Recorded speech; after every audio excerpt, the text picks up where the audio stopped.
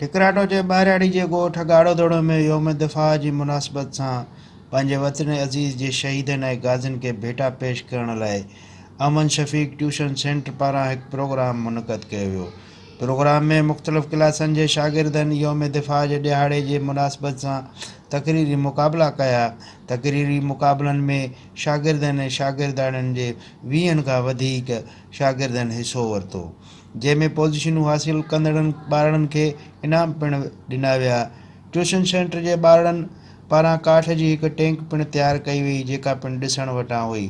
Programme में मुख़्तलिफ़ ॻोठनि जे पढ़ंदड़ ॿारनि जे वालिदैन जे वॾे अंग शिरकत कई ऐं उन्हनि सिंध टीवी सां ॻाल्हाईंदे चयो त असांजे नौजवान उस्तादनि जेको योम पाकिस्तान योम दिफ़ा जी मुनासिबत सां जेको हिन तमामु थर जे इलाइक़े यानी ॿाहिराड़ी जे इलाइक़े में ॻोठ ॾाड़ेदड़ जे ट्यूशन सेंटर में प्रोग्राम उजागर कयो, तमामु घणो पसंदि आयो।